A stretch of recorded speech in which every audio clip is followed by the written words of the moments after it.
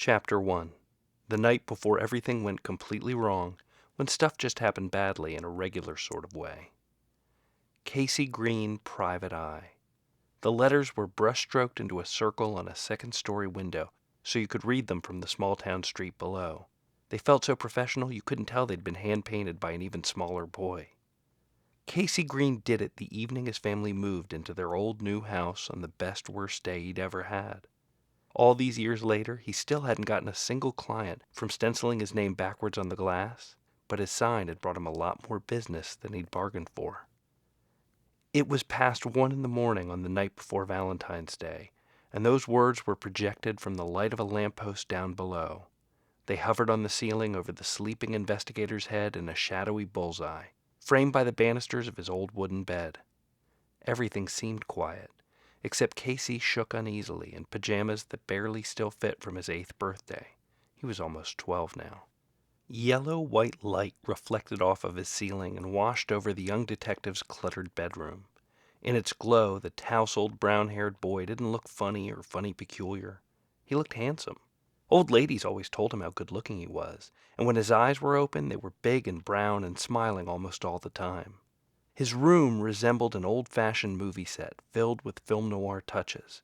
He had his dad's original Knox Chase on the case books on oak shelves. There was a mission-style wooden desk with a shaded green lamp turned down low, and a brass stand for a 54-inch gumshoes trench coat. Surrounded by his vintage treasures, the reflected glare didn't shine light on anything other than a 6th grader sleeping uneasily. As he rolled over into shadow and tucked into a little ball, though, Casey's face furrowed like he expected something. "Psst," hissed the voice of someone who wasn't there. "Pal, Casey." A tall man who could pass for a silent film star appeared in the room, but not through any door. Instead, he just flickered into being, as if pure light had whirred into human form out of some black-and-white movie. 1 second there was nothing, and the next instant this old-fashioned detective from a Pulp Fiction magazine was towering over Casey's bed. He had a weathery face that was always 5 o'clock, and bearded stubble no razor had ever really shaved.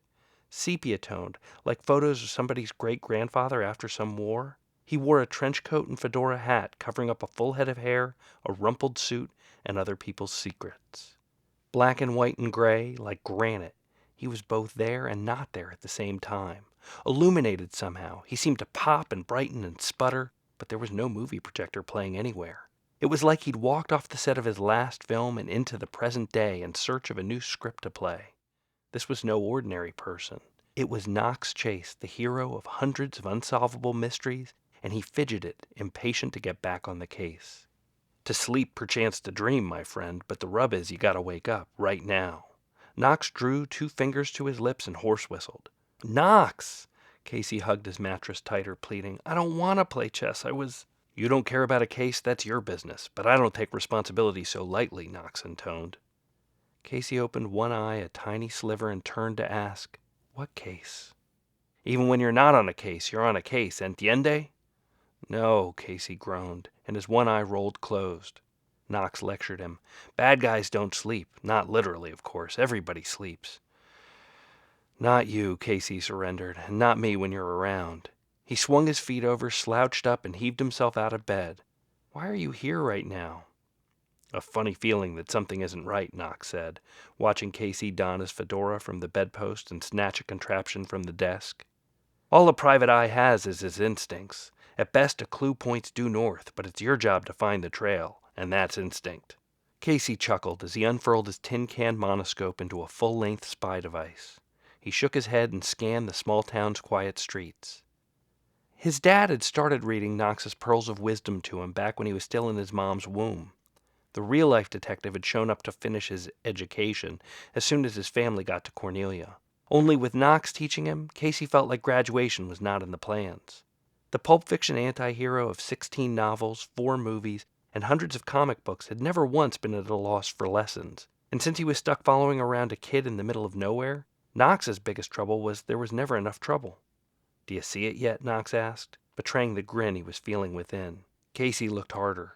He scanned the houses across the street.